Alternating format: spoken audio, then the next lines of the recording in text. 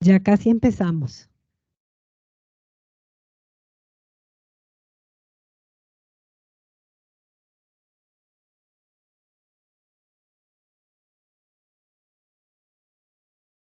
Bueno, yo creo que podemos ir empezando.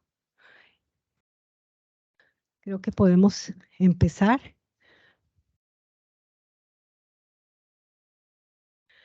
Muy distinguido profesor, doctor Hiroyuki Itami, distinguido director de la Escuela de Relaciones Internacionales de la Universidad Nacional, embajador Valerio, gracias por acompañarnos, señor Osawa y colegas de JICA, que yo sé que andan por aquí, de la Agencia de Cooperación Internacional del Japón, apreciables colegas todos, invitados especiales, estudiantes de maestría. Muchísimas gracias a todas y todos por estar aquí esta tarde. Una tarde complicadísima en este ministerio porque hay una gran cantidad de reuniones, así que yo sé que muchos me han solicitado guardar siempre el registro y quiero recordarles que hay un registro de estos encuentros para que los puedan ver en diferidos quienes por una razón u otra no pueden conectarse en este momento. Muchísimas gracias de verdad a todos y todas por estar aquí en este que, como les quería indicar, es un encuentro muy especial para nosotros, porque tenemos el honor de estar con una de las figuras académicas más relevantes en Japón, y es el doctor Itami, a quien obviamente presentaré apropiadamente más adelante, para conversar acerca del crecimiento económico del Japón y la administración de empresas al estilo japonés. Antes de que empecemos, quisiera decirle al doctor Itami que it is a real honor and privilege to have you here this afternoon among us, and please be very, very welcome.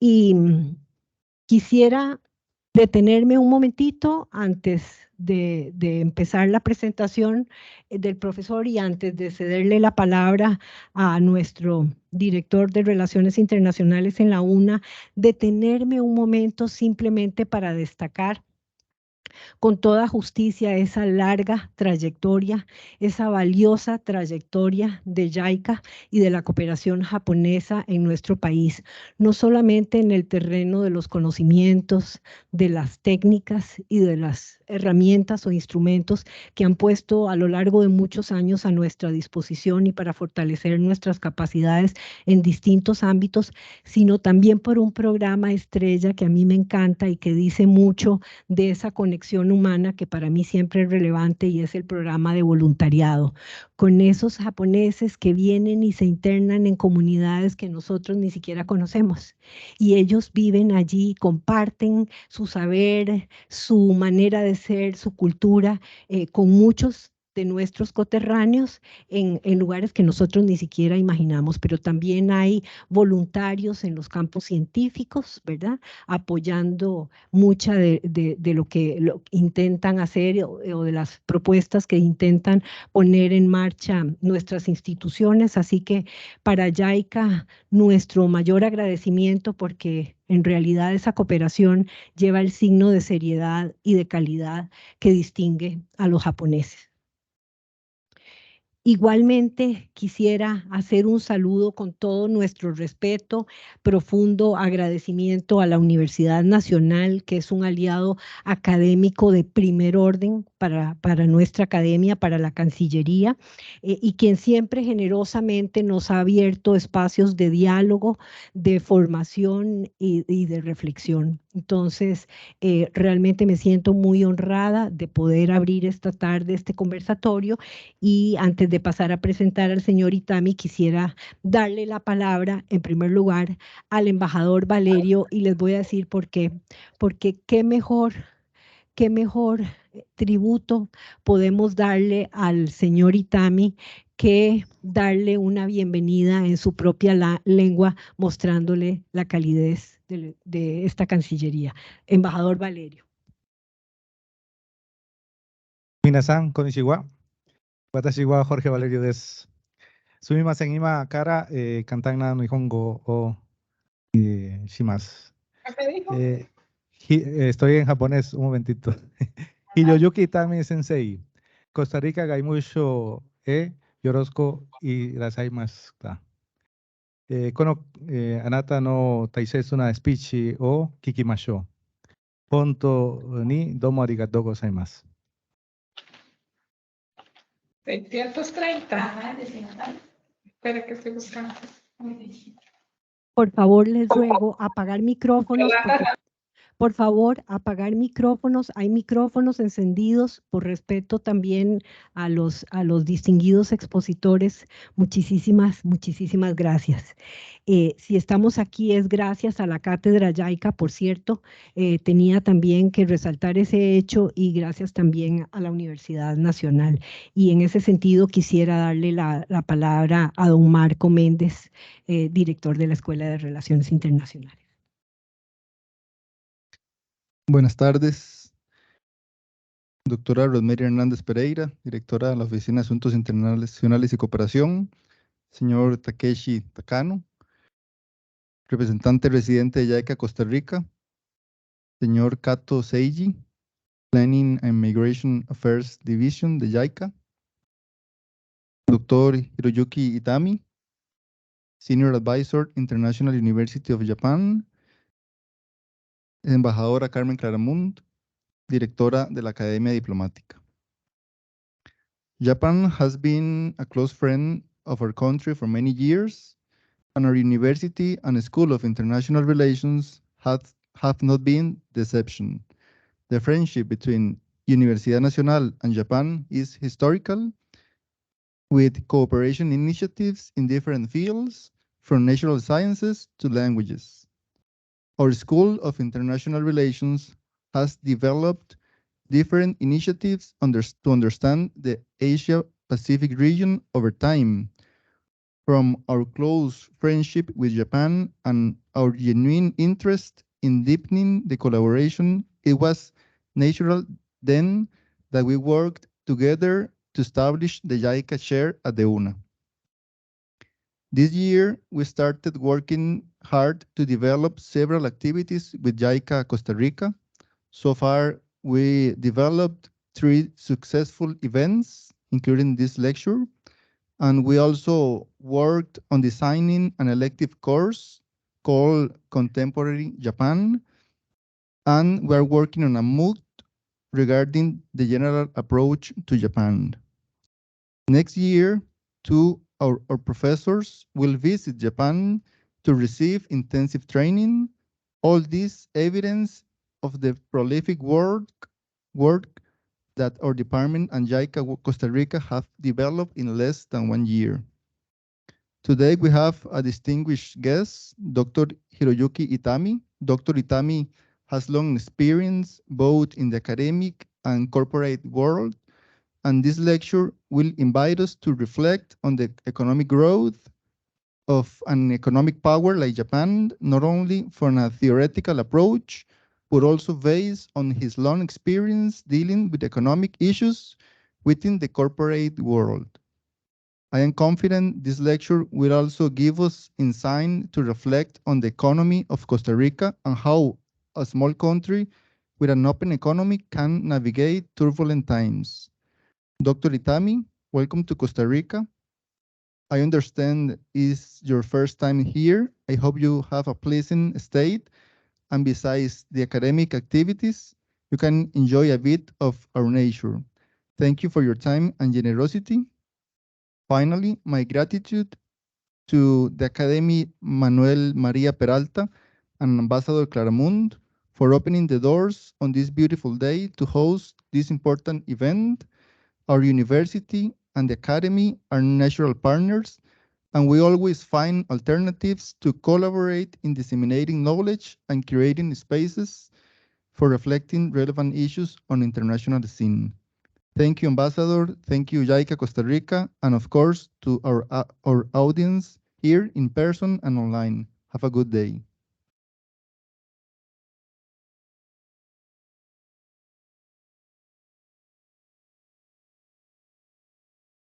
Muchísimas gracias, don Marco. Y cuando yo les decía que estamos ante un expositor admirable y una figura académica de la mayor relevancia, no estoy exagerando y por ello me voy a permitir hacer un recuento rápido del historial académico del señor Itami. Es actualmente asesor senior de la Universidad Internacional del Japón, pero hasta recientemente fue presidente de la Universidad Internacional del Japón desde 2017.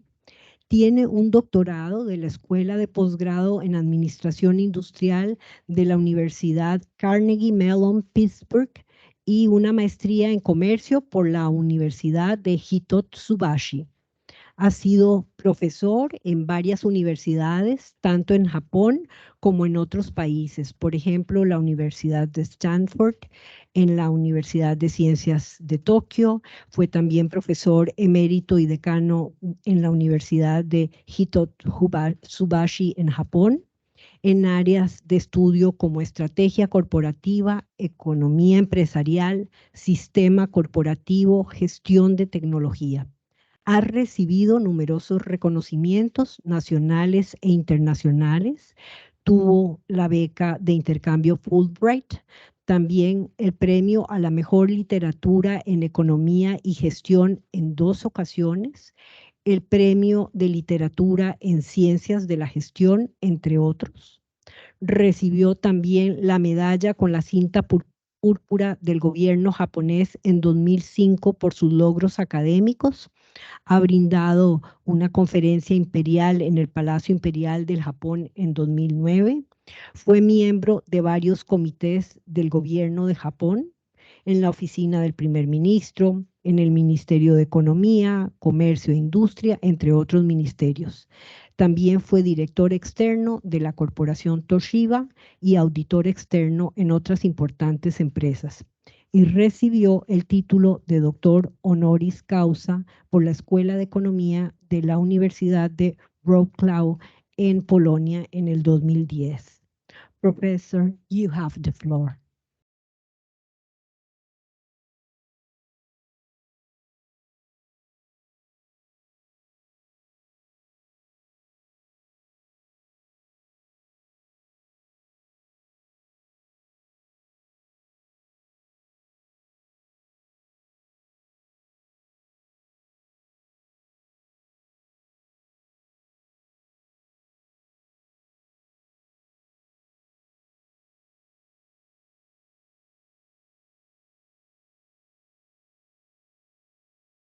We didn't check.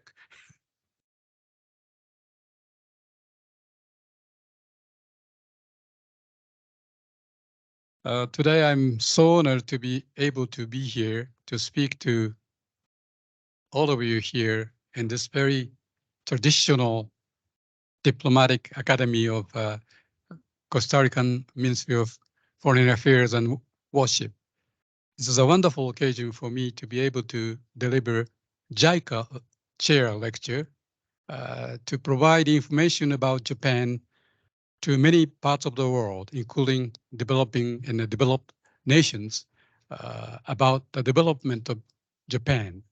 And one of the materials that JICA decided to create is a series of video programs, including 7 chapters of Japanese modernization. And I made the 4th, I think, video, which is titled this way, Economic Growth and Japanese Style Management. And today I'm going to speak in roughly 3 parts. First part about the explanation of the Japanese economic growth after the World War II, when the country was debased, really debased. Actually, I was born just before the war ended. about half a year before the war ended, I was born. So I'm 78 years old already. To this old man, it was a long, long flight from Tokyo to San Jose. Anyway, first part is about economic growth, the framework of economic growth, and the reason, the explanation for the Japanese high growth and the medium-term growth for about more than 20 years.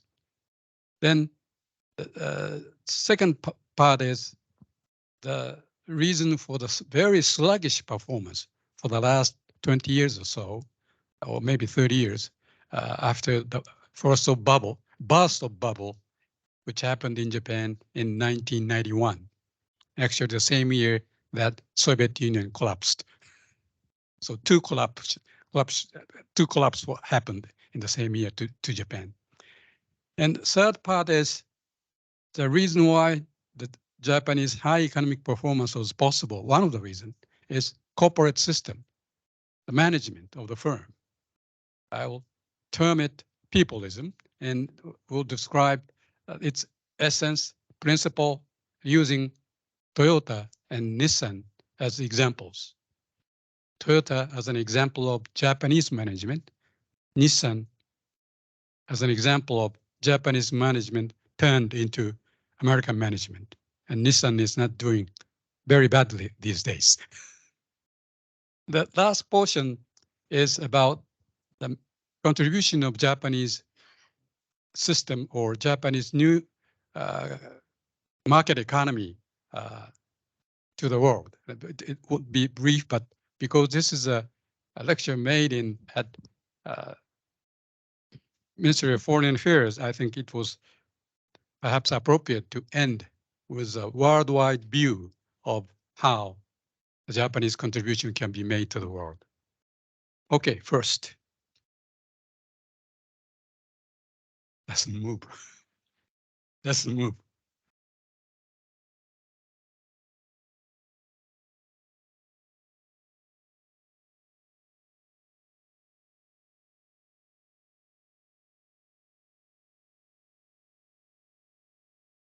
It moved about 10 minutes ago.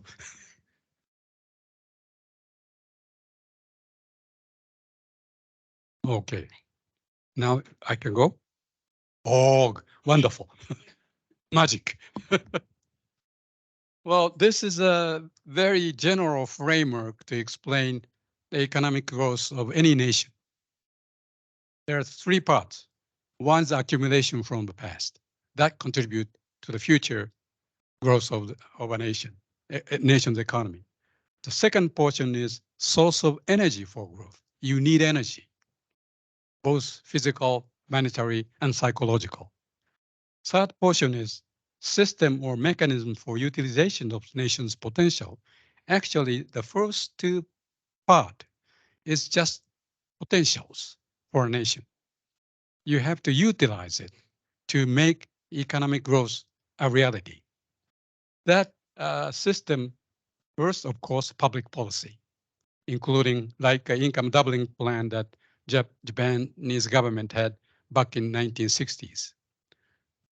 The second very important, what I think very important system is private system of corporations and its management style. It can contribute, it may not contribute to the economic growth of a nation, depending on how it fits to the situation. So this is a framework that I'm going to use. Let me, using Japan as an example, I will be using this framework once again. High economic growth era in Japan continued like 18 years from 1955 through 1973, which is the year of first oil crisis because of the fourth Middle East war. Actually, we are fighting another war in the Middle East right now, but there are a series of wars. And in 1972, no, 73, I'm sorry, fourth Middle East war occurred between Israel and Egypt and other Middle East nations. And that stopped supply of oil to many parts of the world. Because for that reason, that economic crisis was called oil crisis. That made the Japanese growth era ending. Then came stable economic growth era from 1974 through 1991, when the Japanese bubble bursted. This is another 18 years period. Actually, from 1991 until the next economic crisis of Lehman crisis, which happened in 2008, it was 17 years period. 18 years, 18 years, 17 years. Seems to be a cycle. From the Lehman crisis year of 2008, add 17, you get to 2025, 2 years from today. We are going to have, at least the Japanese economy, we're going to have another major economic crisis. That is my prediction. Actually, I think I was almost right when I found out that 18 years and 8 years, I predicted around the year 2008, something will happen. I was right. Lehman crisis happened. So I may be right again. In the year 2025, something will happen, worldwide economic crisis. Be careful, Costa Rica.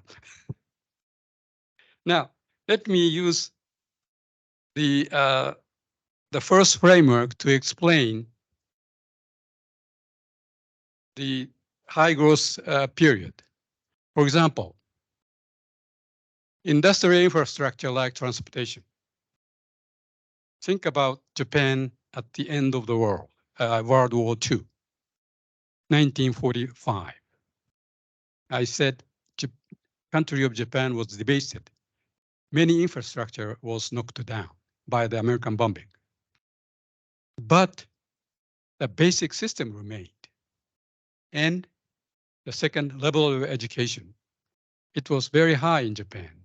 Actually, not only at this time, but back in 1870s, when Meiji Restoration, Meiji Revolution happened, changing Edo samurai government into Meiji government. Level of education at that time in Japan was perhaps one of the most highest in Japan. Literacy rate, percentage of people who can read and write was more than 80%. 150 years ago. That paved the way for the economic growth of the nation in Meiji period. And that is the reason why Japan could become the first non-Western country to become fully industrialized. Level of education was very, very good. Technology accumulation. Let me show you one example of Toyota's growth based on technology accumulation. Well, actually, not only Toyota, but for the entire nation of Japan.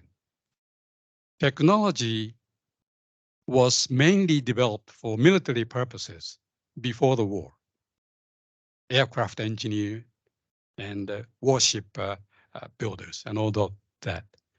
That technology helped many Japanese industry to grow after the war.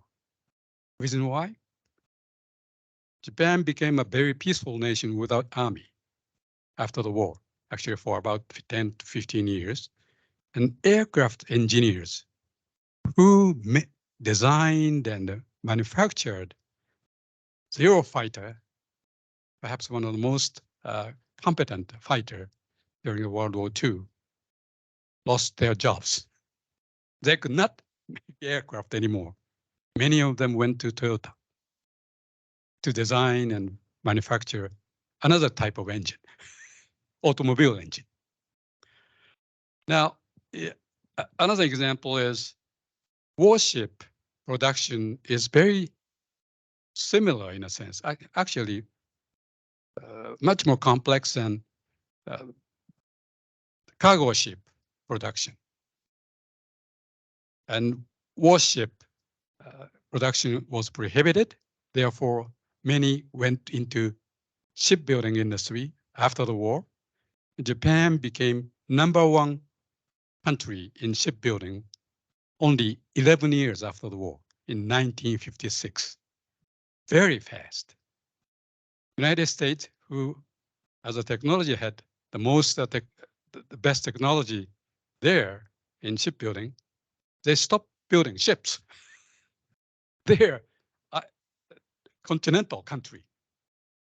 Of course, they kept producing warships, battleships, but they stopped building commercial ships.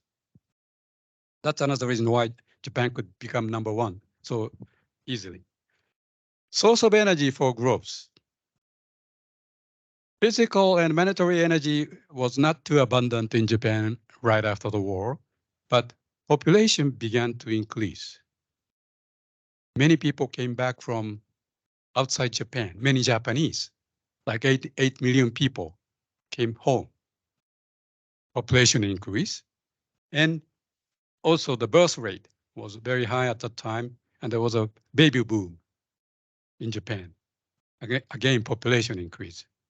Population increase is so important for economic growth of a nation because population increase means expansion of domestic market, people who want to buy. Also, that population increase means more number of workers who can work.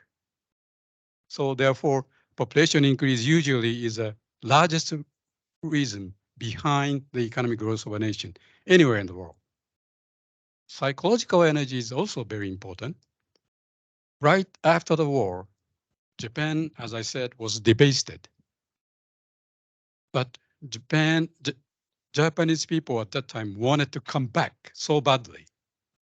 They worked very hard. Perhaps to revenge to the United States to some extent.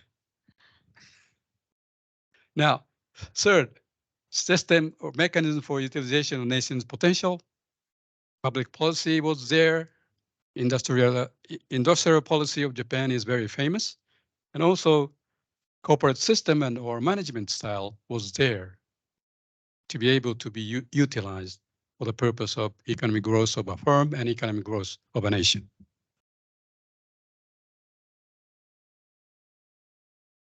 I'm sorry. Let me go back to reality now. Very sluggish economic growth in Heisei and Reiwa era. We use period of time when one emperor reigns, we use the name of the emperor to name that period. Heisei is Emperor Heisei's reign, and he retired, and Reiwa emperor took the throne, and so it is now Reiwa 5th this year. 1% growth rate for 30 years. Look at the number, 88.7% for the first high economic growth era. For stable economic growth era, 44%, 3.9%. Now it is only down to 1%, very slow. The reason why? Okay, let me not explain in detail about this because you are would not be too much interested. Why sluggish for so long? Because there are two wounds from the burst of the bubble, or actually from the year 1991 when Soviet Union or communism collapsed. First, of course, there was a huge financial wound. Bubble means huge increase of asset prices, land price, stock price, and it collapsed, which means many people lost money and also collateral for bank loans, which were usually real estate or stock, lost their value. Therefore, those who had loaned had to repay it immediately. Terrible economic crisis. The size of the capital loss of capital due to bubble was huge. 150% of Japanese GDP at that time. 1.5 nation was lost due to the burst of bubble. Huge. Now, this is huge, but it can be repaired by earning more. But double-sided, there was another side of the wounds, psychological wounds.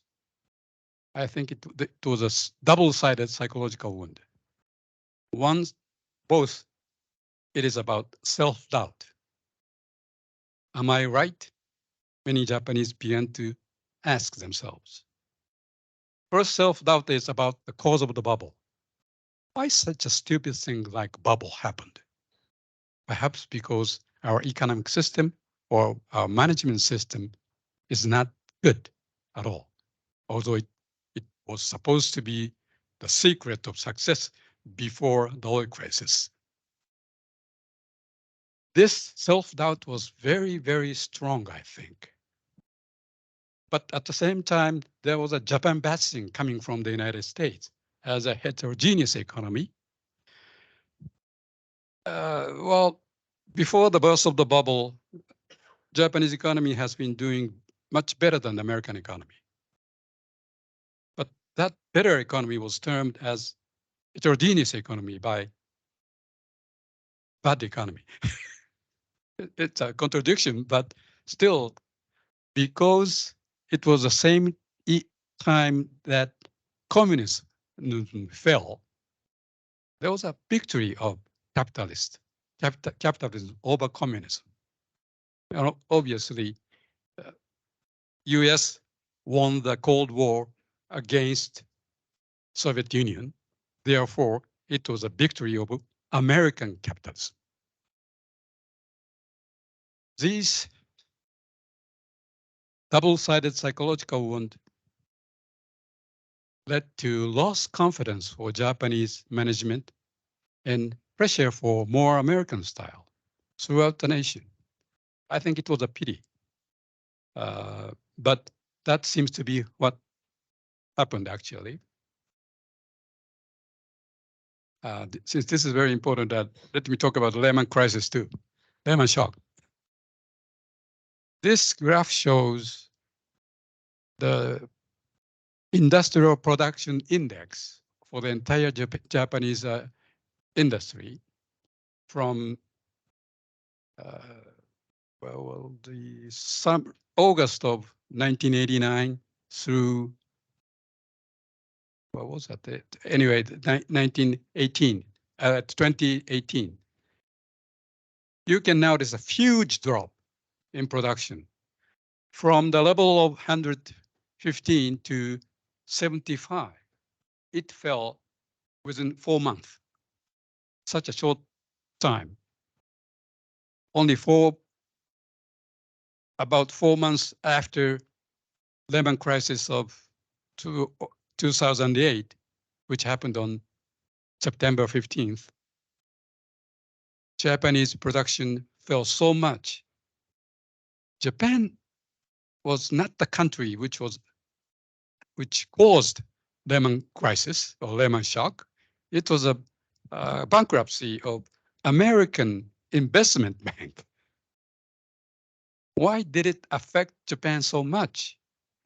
Because it affected European banks who bought many risky derivatives and they lost money.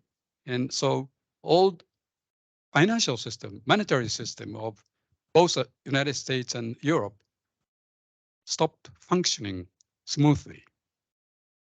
It led to very, very low level of economic activity in both United States and Europe. Japan was actually recovering from the burst of bubble by exporting so much to those areas. All of a sudden, those export demand disappeared. That was that sharp drop. It was perhaps this is much worse than the burst of bubble. still, they came back. Actually, perhaps thanks to the Lehman crisis itself, it was such a huge shock, and also East Japan earthquake, which happened in year 2011.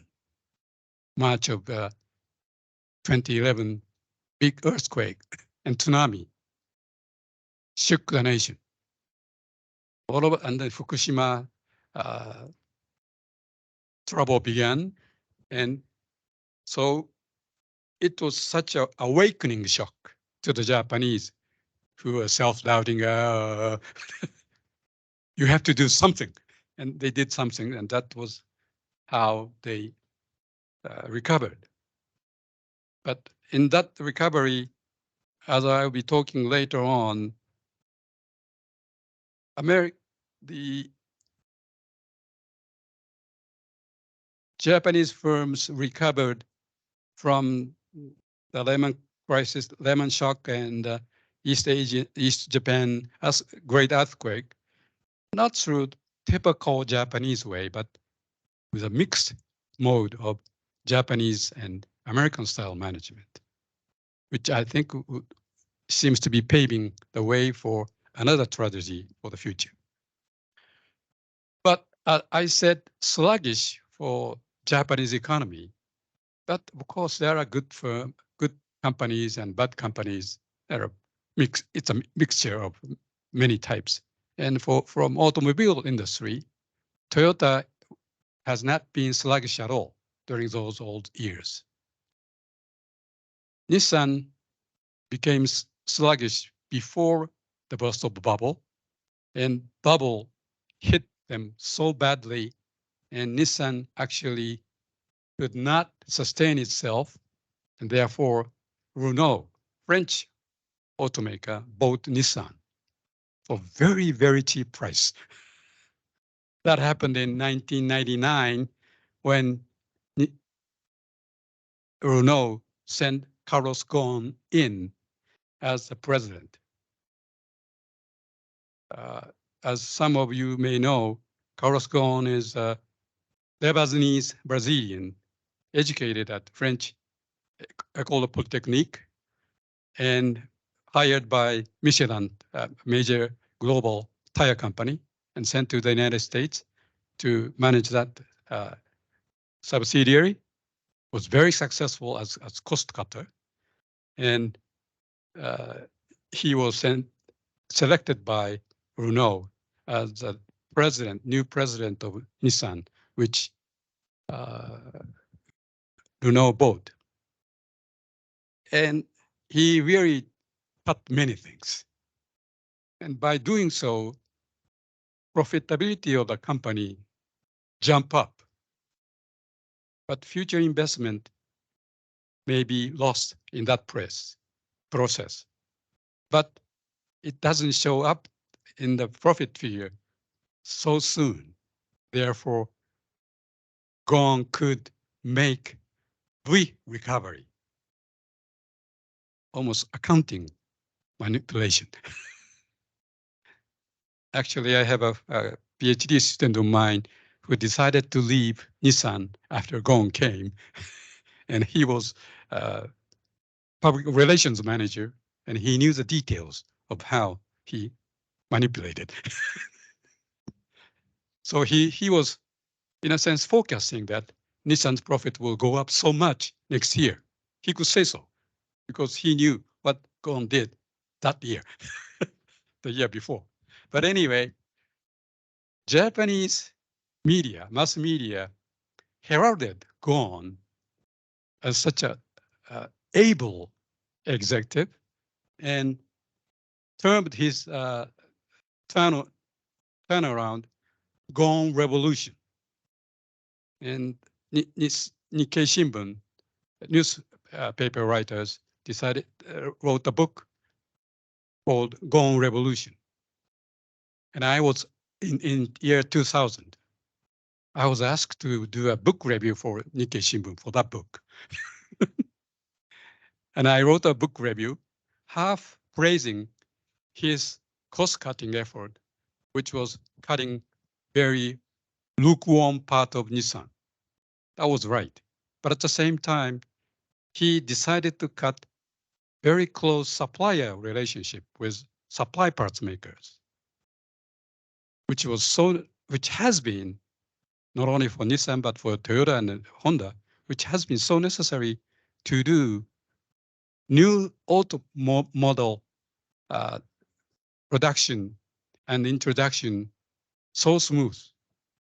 Therefore, Nissan stopped or could not produce a very attractive cars anymore. That was a long-term beginning of the long-term decline. Knowing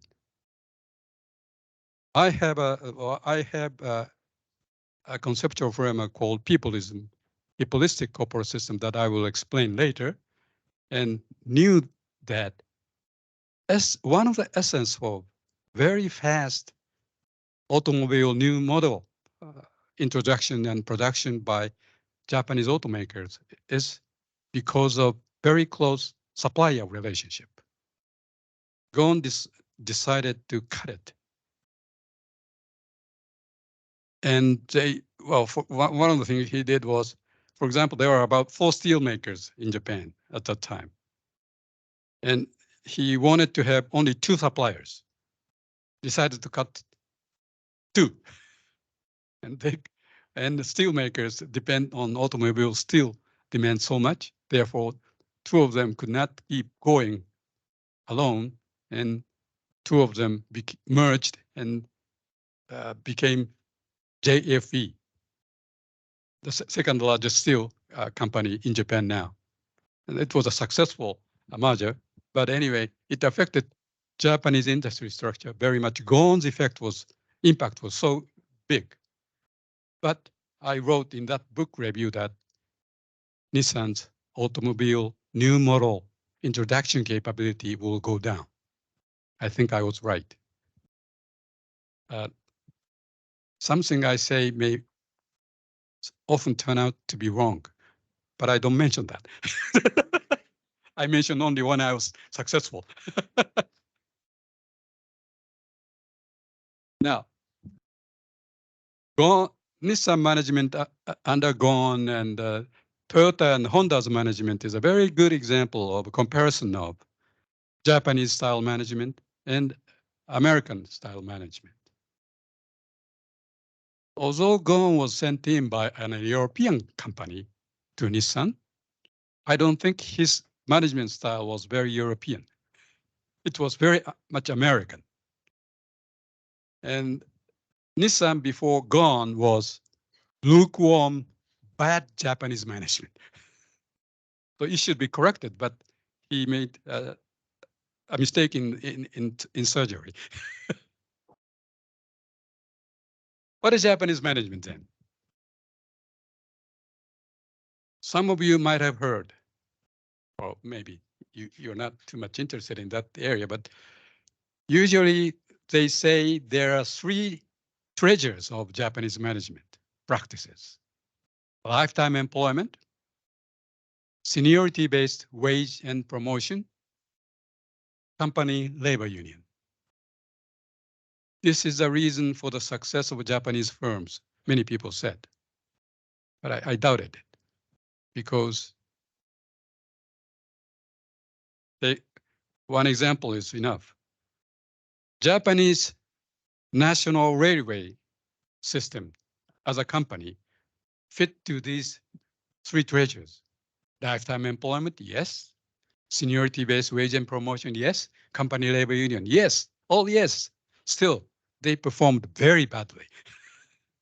So there must be some economically rational reason behind these surface practices. I decided to find it out. That's people's corporate system. Ambassador Garo,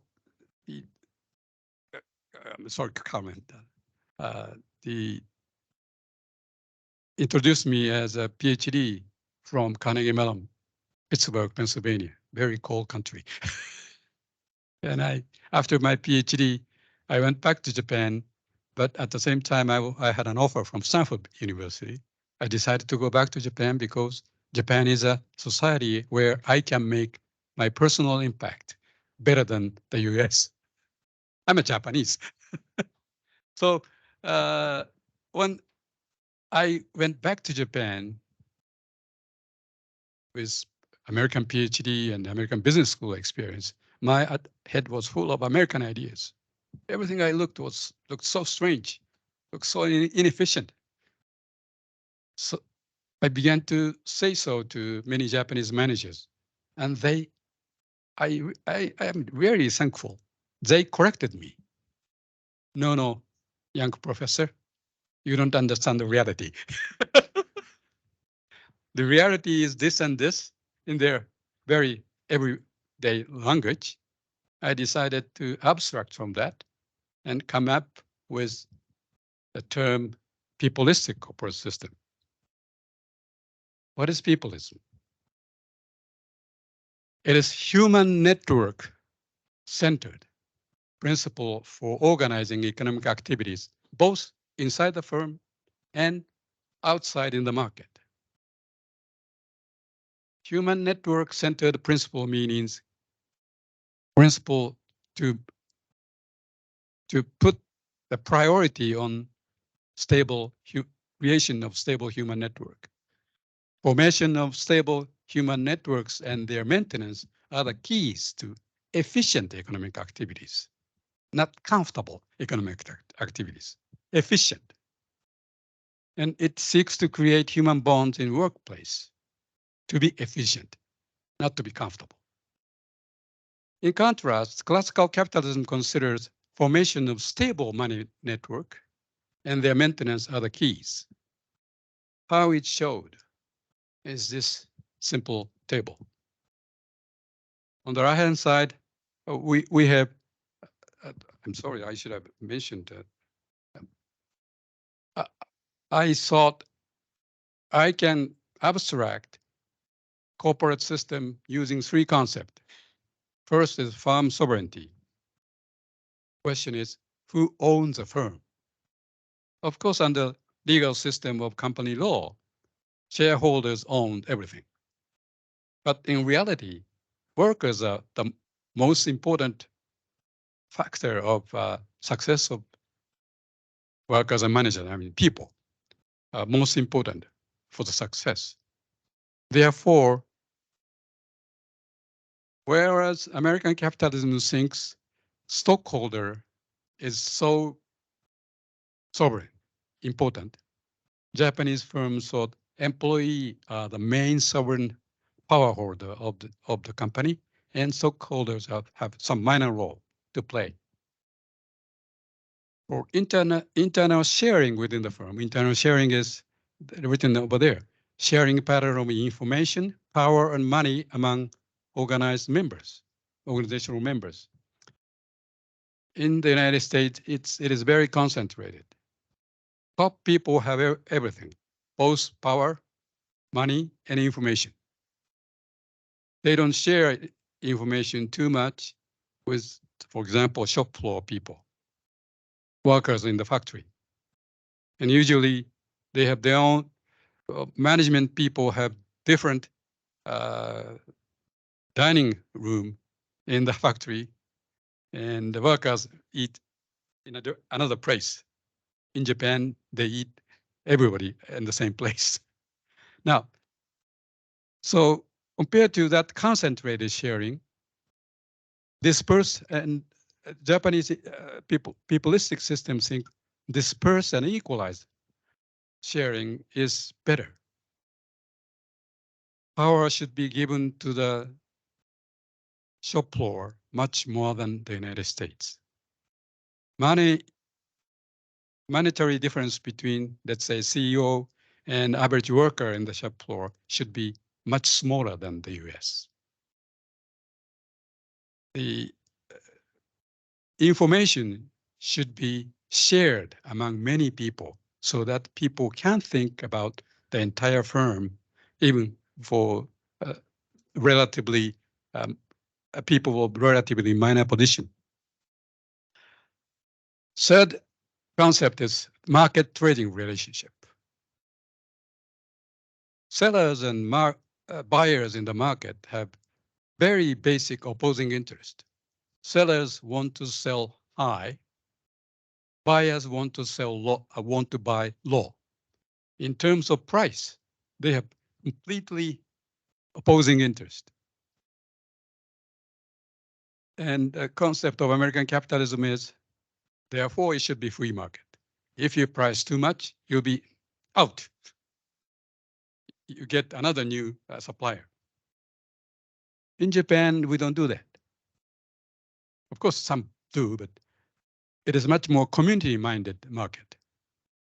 Buyers and sellers try to have something like a community between them and try to cooperate. For example, for new product innovation. When you want to introduce new product, either for automobile or for electric machinery or whatever, you need assembler needs suppliers' help, suppliers' cooperation to have a new model. And of course, in the US they do so, but through very monetary exchange. In Japan, it is much more community-minded market. Of course, in the final analysis, money means very much in Japan too, but it is not the first priority. That's what I'm saying about community-minded relationship. Because of the firm's sovereignty, employee sovereign type concept of the firm, Japanese firms do not cut labor even if economic downturn comes too easily. In the US, when economic downturn comes, firms cut labor, lay off. This is a result. This is the unemployment rate for the entire nation. US unemployment rate is not only higher than in Japan, but it fluctuates so much. That reflects the economic downturn. This is a figure up until 2017, but when COVID-19 crisis came, US unemployment rate shot again to 10%. Japanese unemployment rate did not change that much. Very huge difference in the behavior of unemployment rate. We began about 20 minutes late. And can I speak a little more? And let me not talk about this technical thing. I will come back to this later. Symbolic example of peopleism in terms of internal sharing of this type money and sort of treatment for people. First, how much is CEO paid compared to average employee? Toyota, 48 times, Honda, 19 times, Nissan, 90 times. Average number for US is 200, between 200 and 300. Huge difference. Honda number is about the average in Japan. Toyota is a little special because at that time CEO of Toyota was a great grandson of the founder of Toyota. Still, I think now it becomes a little low. This 90 times of average pay for Nissan, this is Gon's pay. But he was not so satisfied. He wanted to have 200 times. And he made a little trick to really get paid for that after his retirement, and it violated the law, and he got caught, but somehow escaped from Japan in a music instrument box, hiring private jet. He had so much money. This is a rare story. So he's now a fugitive from Japan and fugitive also from France. Now, symbolic treatment, a symbolic equal treatment of many people. A Toyota executive vice president, one of the 7 executive vice presidents after CEO, one of them was junior high school graduate, not high school, not university, just junior high school. It started working right after junior high school and worked in the Toyota factory and actually, but studied in night schools and all that. He was promoted up to executive vice president.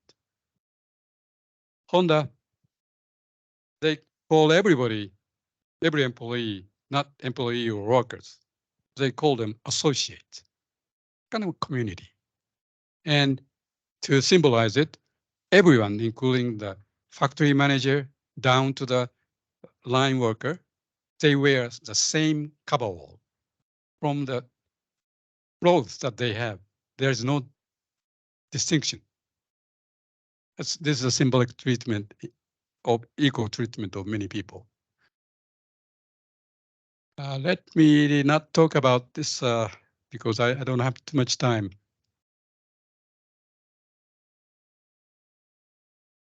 Japan seems to be a country where people belong to something. US, on the other hand, is a country where people participate in some specific activities. As a nation, US was man-made country by the exiles from European land. Those people immigrated to the US on purpose. They participate in the US consciously. I was not conscious at all when I was born in Japan. Many Japanese are like that.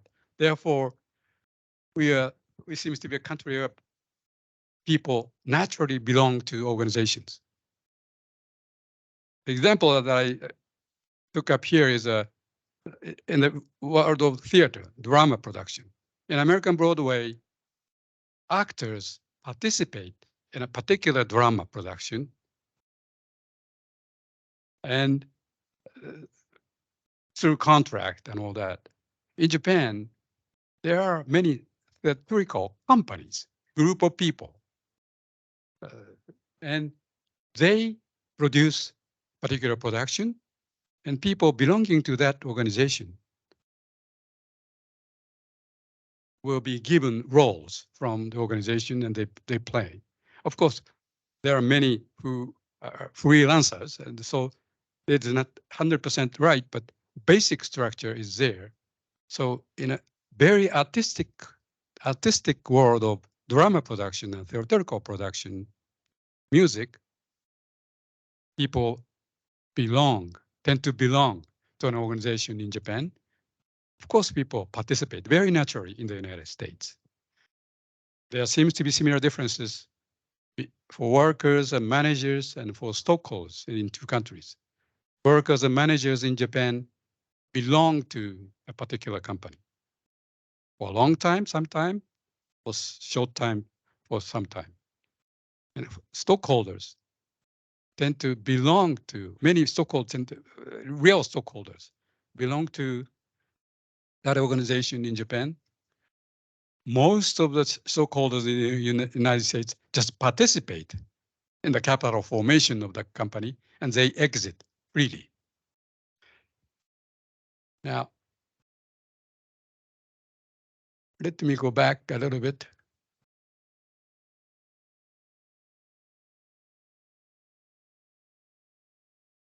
Let me talk about economic rationality of peopleism. It is not a system to make people feel comfortable. It is a system to make economic activities efficient. The reason why. That is the economic rationality of peopleism. The first, perhaps the biggest incentive coming from employee sovereign. Well, firm belongs to those who work there. That type of concept will provide incentive for those workers to think and make effort for the long-term prosperity of the firm, because they know it'll come back to them. The firm is their own. Second is incentives to learn skills and teach to others. They are confident that even if you teach to others your own skill, they will not fire you. And of course, incentive to cooperate. And communication efficiency is there. So these are the economic rationality.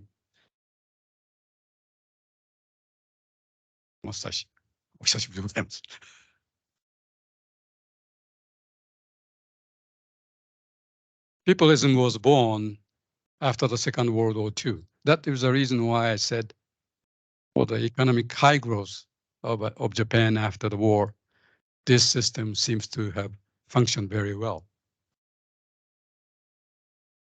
But there was special societal conditions after the war for the peopleism to be born at that time in Japan. Explosion of democratic energy, so many outbreaks of major labor unrest, and labor movement became too strong and political.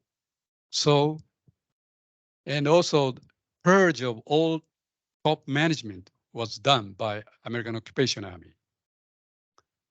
Young management and labor had to work together to save the firms.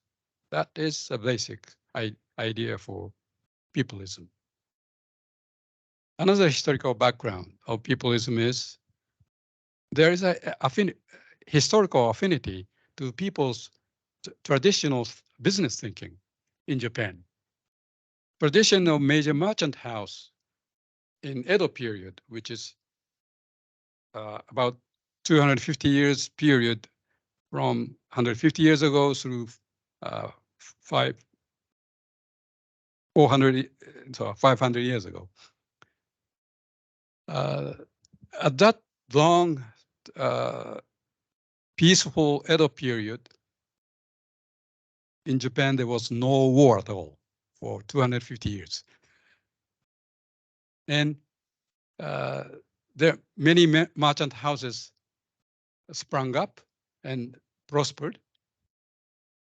One of them is Mitsui Gumi. Mitsui is, perhaps some of you know, that one of the largest conglomerate in Japan. Mitsui Chemical, Mitsui Bussan, Mitsui something, many Mitsui companies. And headquarter company of that conglomerate was Mitsui Gumi. And that company was incorporated when the joint stock company law was first introduced in Japan in early part of Meiji. It was incorporated with employees holding stocks to a large extent. 25% of the entire share was held by employees, managers, and senior workers. This is very similar to employee sovereignty concept. There is a notion called triple win among Omi merchant in central part of Japan, which were a very area where many successful merchants were created and prospered. They say customers win, sellers win, society wins. You should aim for 3 wins at the same time. This is very similar to organized or community-minded market trading relationship. Now, let me go to the last portion of my talk, Japanese peopleism in the world. It can provide alternative to American capitalism. Well, Do not mistake, Japan is a market economy country. It is not a socialist country. Although many people say that Japan was the most successful socialist country. Actually, Japan is a market economy country which introduced many socialistic ideas into their system. And peopleism is, of course, one of those. Now, that peopleistic market economy can be a Japanese contribution to a variety of market economies in the world. That does not have to be one single model. American model is not the answer. It can be one answer.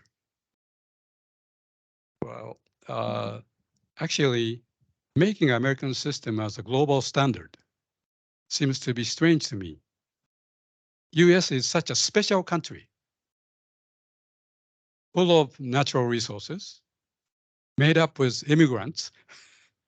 There are so many cultures within the country, so many races, such a diverse, almost like a world.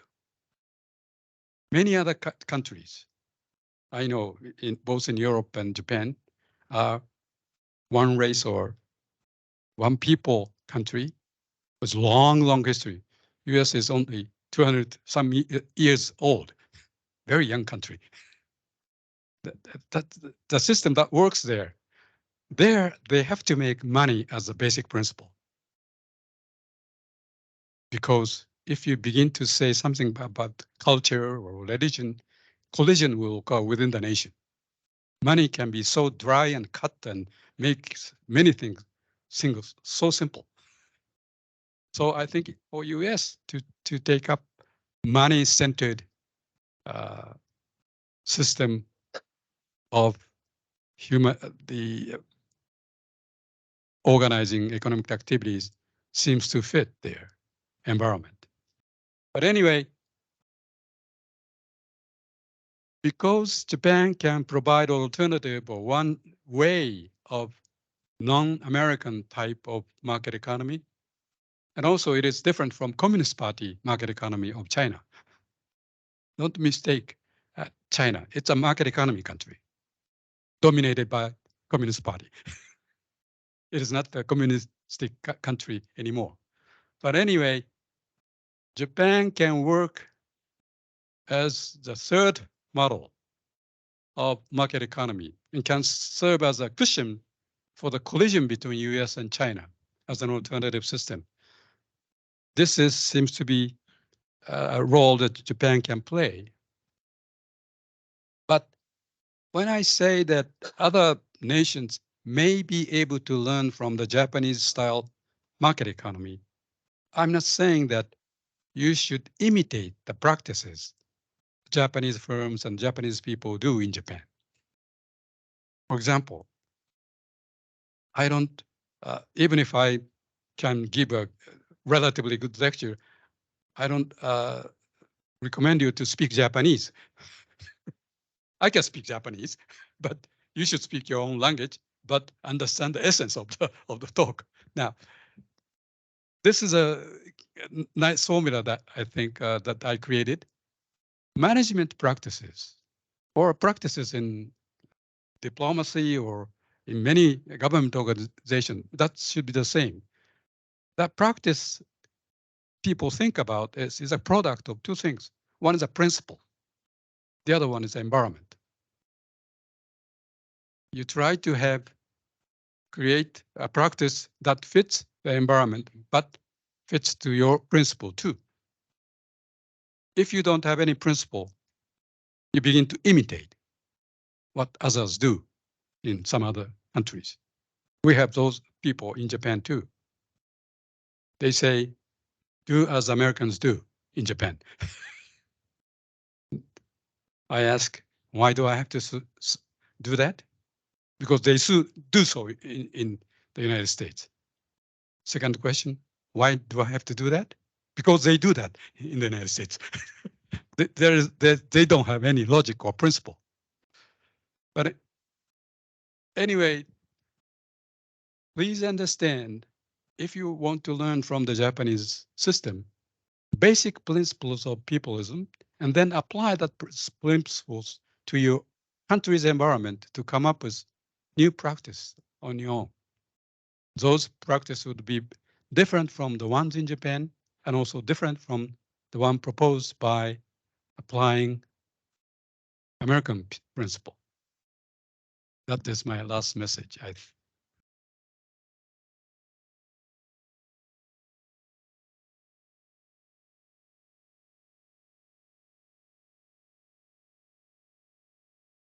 Muchísimas gracias. Thank you very much indeed, Professor Itami.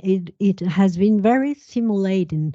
Creo que tenemos la posibilidad de trasladar hacia los colegas aquí presentes o afuera y quisiera, perdón, queridísimo embajador, excelentísimo embajador Komatsu, gracias por estar aquí con nosotros un rato. Hemos tenido, y esto es su práctica en español, hemos tenido un rato sumamente estimulante, aprendiendo. Yo creo que la primera lección que ante las crisis japonesas, el país ha sido muy resiliente.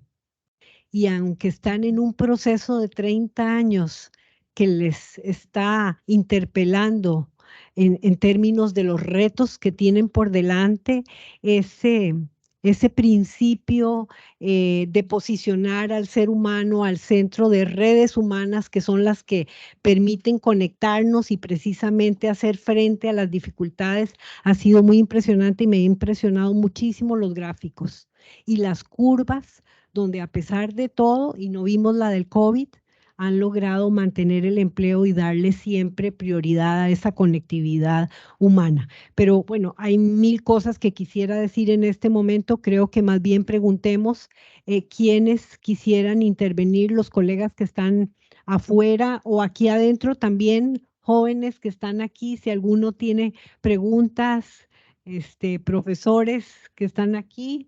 Si tienen algún comentario, tenemos la posibilidad de ver las manitas, ¿verdad? Las manitas.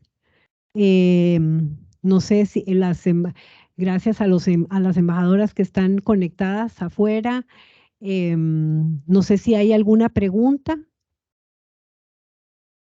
Si no, vamos haciendo una pausa porque viene un segundo segmento que no es menos importante y que tiene que ver con oportunidades que se están abriendo para fortalecer capacidades de los costarricenses y aprender un poco más de ese término